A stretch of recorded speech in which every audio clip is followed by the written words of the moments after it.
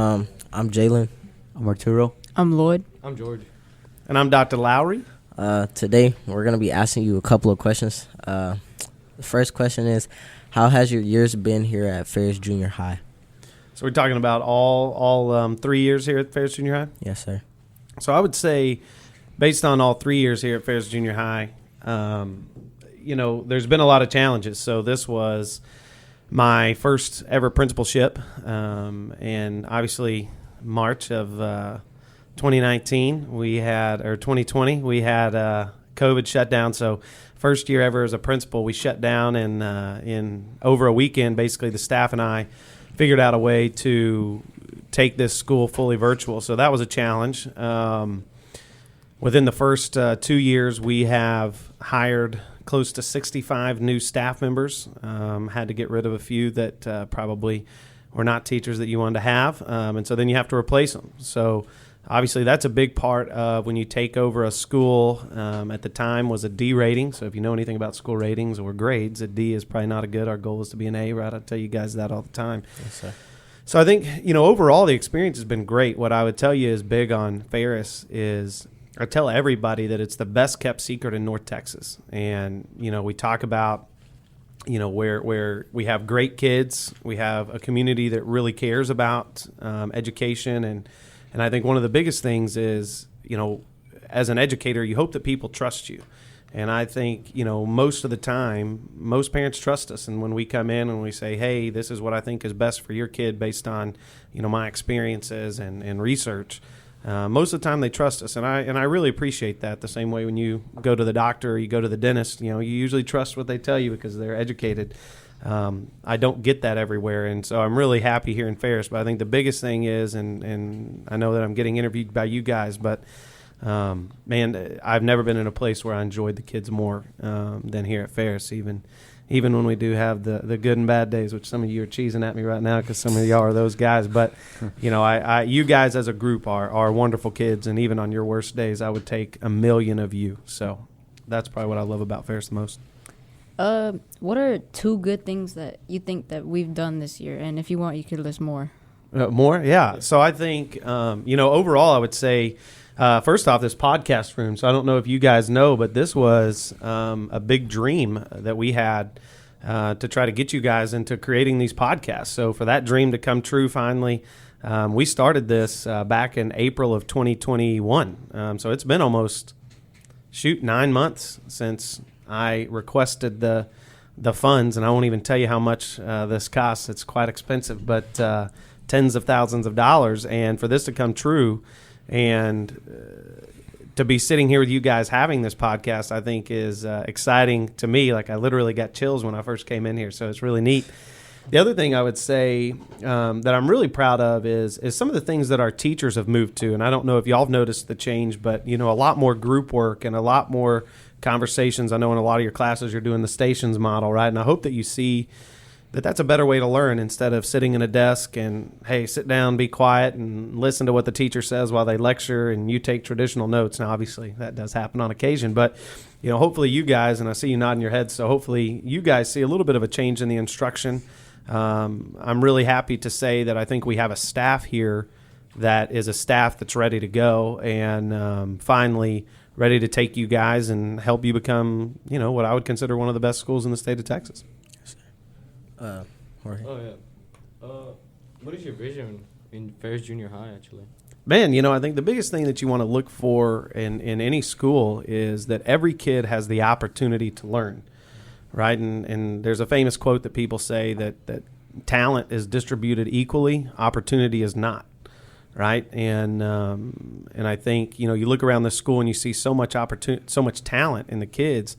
And sometimes when you come from a small town, which I came from a small town, the opportunity just isn't there as when you live in the middle of the city and, you're closer to more universities or, you go to a bigger school that has different programs, kind of like this podcasting class. I had seen it at other schools and I was like, our kids need that opportunity. It's such a cool opportunity. So I think the biggest thing, that I want to see in really in any school, but specifically where I work, is that we can even the playing field on the opportunities that you guys get. So again, you're talented. The opportunity should be there.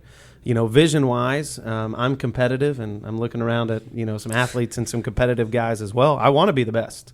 And, why play the game if you don't plan on winning, right? Not everyone gets a trophy. I know sometimes, your teachers feel bad and they're like, oh, yeah, we'll give you that trophy. But at the end of the day, there's a winner. And, I hope that you guys want to be winners. And to me, I want this to be the best school in the state of Texas that provides the absolute most opportunity for you to be successful and to follow your dreams. Yes, sir. That's beautiful, sir. Well, how does it feel watching us grow from 6th graders to 8th graders and knowing that more students will come? Yeah. Man. So I kind of get choked up about that because, again, this was my first opportunity where, for 12 years I had told people, hey, I'm ready. I think I can lead a school. I'm ready. I think I can lead a school. Oh, no, you're too young. No, you're too young. No, you're too young. And Mr. Hartman and your teachers actually were part of the committee that hired me, including like Miss Brightwell and Miss Abrego were on those committees, Miss Garaccio. And so to get that opportunity and then get to watch you guys from, little Munctions where the girls are way taller than the boys and, in junior high, you get a little chubby first and then you lengthen out as a boy and you get stronger, and you guys have really excelled academically even through, a year and a half of a pandemic. And it's fun to see that every time that we were faced with adversity, it was fun to watch you guys take that on. And again, not that you had perfect days every day and not that our grades were always perfect, but I think at the end of the day, you guys hopefully, and I beat you over the head with embracing opportunity for growth, but I think y'all really got that opportunity over the last 3 years, and I've seen it. You guys are excelling in band, excelling in choir. Our art classes have doubled. The amount of kids in this class to do the podcast and YouTube, literally every single one of you, this class didn't exist prior to, and now you're leading a podcast, right? Which is pretty cool. We won a championship in football and basketball, hopefully in track coming up. We won one in cross country. The girls, and to watch the leadership that they have instilled amongst the school. And so watching you guys blossom from what I would call children into what I call young adults now, and y'all are ready for high school. That makes me feel good getting to see you guys more than a lot of high school principals get to watch kids walk across the stage. In my case, I get to watch you walk across the street.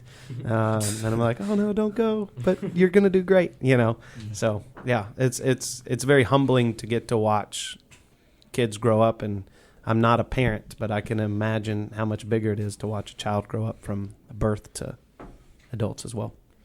Oh, how does it feel to be in the studio? And is this your first time in here?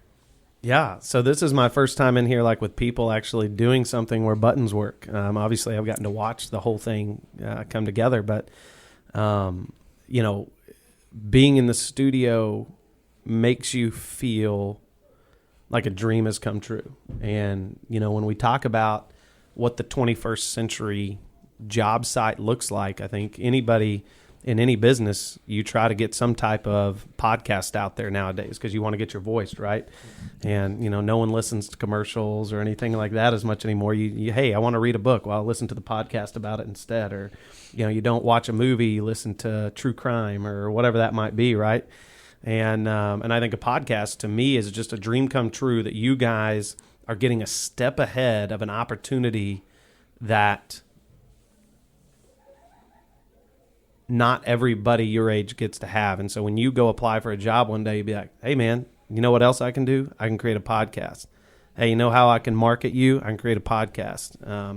As people move into Ferris ISD as a community, in Ferris, Texas, hey, they can jump on a podcast led by you guys and hear about what Ferris ISD is about, or Ferris High School, Ferris Junior High, as opposed to, getting a tour from Dr. Lowery or Mr. Hartman. They can listen to kids talk about what this place really is and, the great things and then the things that we need to work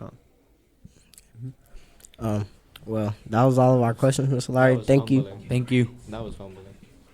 That's good. Hey, I appreciate you guys having me on. One day when y'all are famous, just don't forget the old man that got you here. Thank you. See you guys. Bye.